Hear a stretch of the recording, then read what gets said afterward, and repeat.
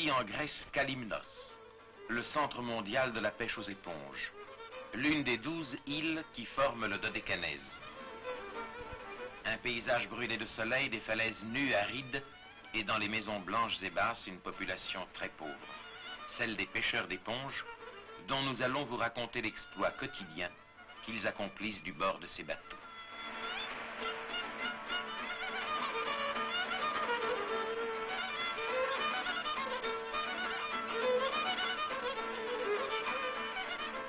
Ces hommes, en qui s'est conservé le caractère ethnique très pur de la Grèce antique, ont pour métier de plonger dans les profondeurs de la mer, lestés d'une simple pierre pour tout attirail, et d'y arracher les éponges au fond sous-marin.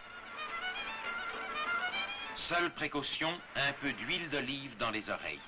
Des oreilles où il n'y a plus de tympan, car le tympan éclate à environ 15 mètres de profondeur si on ne possède aucune protection, et ceux-ci n'en ont pas. On ne leur en fournit pas. Avec un seau au fond de verre, le chef de barque a repéré l'éponge dans les eaux limpides de la mer Égée et le pêcheur a plongé. La scène est filmée à 20 mètres environ. Normalement, ces hommes descendent jusqu'aux 40 mètres et parfois jusqu'aux 60 mètres.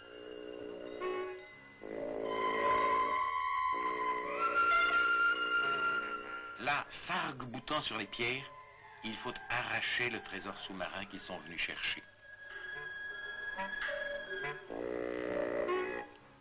Puis ils remontent.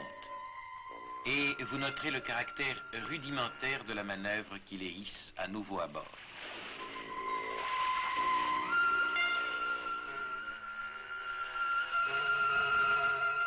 Les hommes pêchent tout nus. S'ils ont mis aujourd'hui un pagne, c'est parce que nos caméras étaient là. Nouvelle plongée.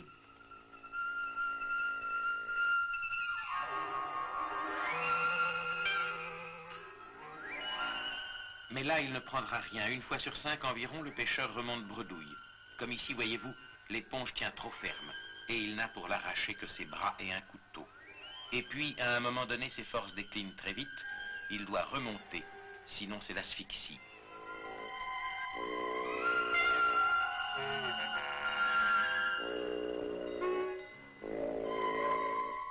Un homme de Kalymnos entraîné peut rester 3 à 4 minutes sous l'eau, et le record est de 7 minutes. Chiffre fabuleux. 7 minutes sous l'eau sans aucun appareil. Ces images sont dues à l'équipe de prise de vue sous-marine que notre ami Claude-Henri Salerne a formée, mais lorsque les hommes de Kalymnos virent toutes les précautions que prennent nos caméramens pour descendre sous l'eau, ils en furent effarés. Ils ne croyaient pas que cela pouvait exister parce qu'eux, les pêcheurs grecs, ils plongent ainsi tout nus depuis des siècles et des siècles. On est pêcheurs de père en fils.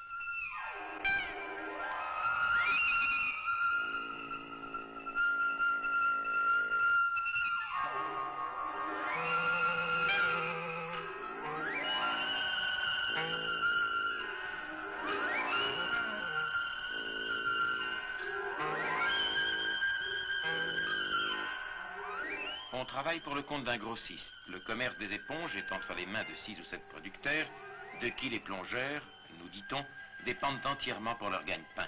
Comme ils ne connaissent pas d'autres métiers, ils ne peuvent pas ou ils ne veulent pas aller ailleurs. Ils plongent 15 fois par jour, 20 fois par jour, quotidiennement pendant les 6 mois de la campagne de pêche, avril-octobre. Seulement, à force de faire ce terrible métier, ils meurent ou deviennent invalides. Dans chaque campagne de pêche, il y a 3 à 4% de cas mortels. Il y a 8 ou 10% de paralysie.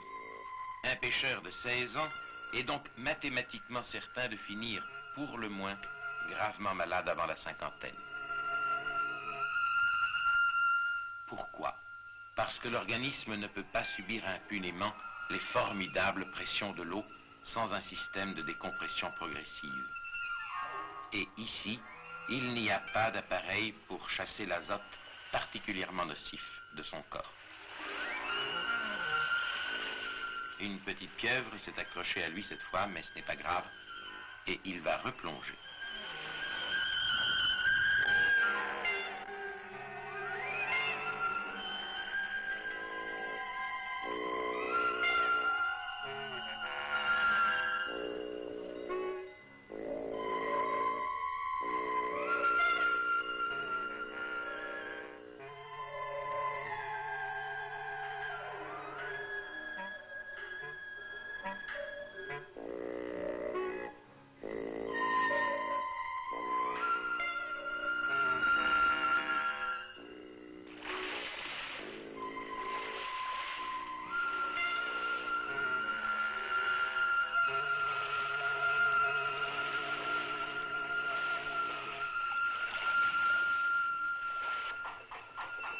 Quelques-uns ne sont pas tout à fait nus.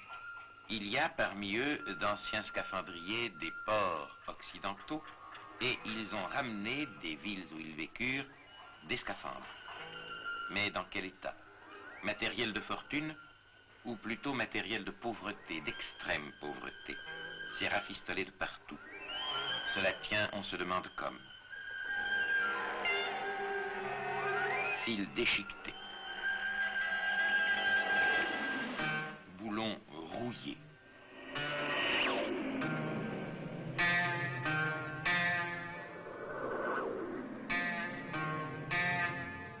Avec ces pauvres scaphandres, ils plongent couramment jusqu'à 60 mètres.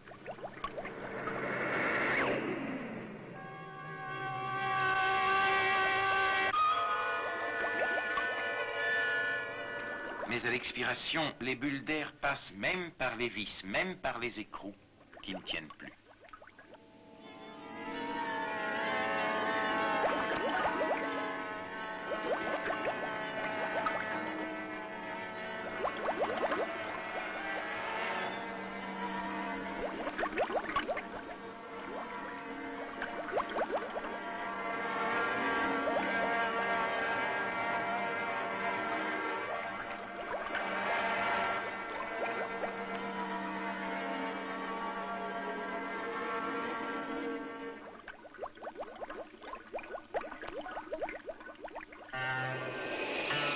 C'est vraiment du matériel en très mauvais état.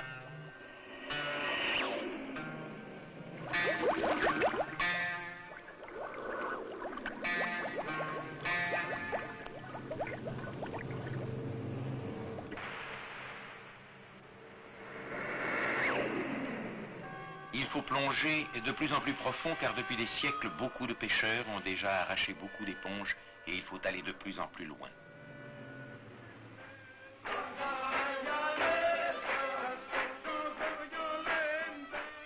L'éponge blanchie après traitement.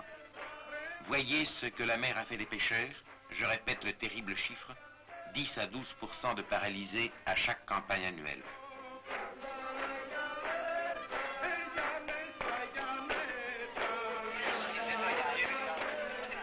Et puis la mer taraude les traits humains. Elle ravage les visages. Elle vieillit. 55 ans celui-ci. 40 ans celui-ci. Voilà ce que nous ont dit ces hommes, les détails viennent d'eux. Les femmes en noir portent le deuil des hommes que les profondeurs sous-marines leur ont pris. Et si ce n'était le soleil éclatant du Dodécanèse, on se croirait en l'île de Saint. Tandis que les femmes bercent leurs souvenirs au soleil de Kalymnos, la population dynamique de l'île est celle des enfants. Dès leur plus jeune âge, ils sont ici porteurs d'éponges ou marchands de fruits, bouchers, maçons parfois.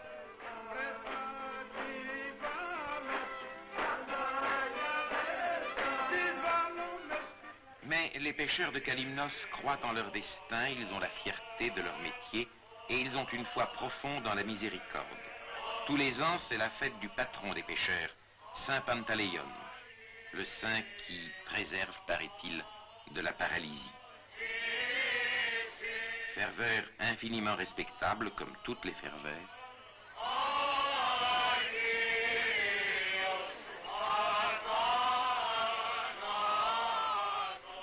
Mais cette fillette paralysée, à quoi pense-t-elle lorsque les officiants enjambent son petit corps selon le rite?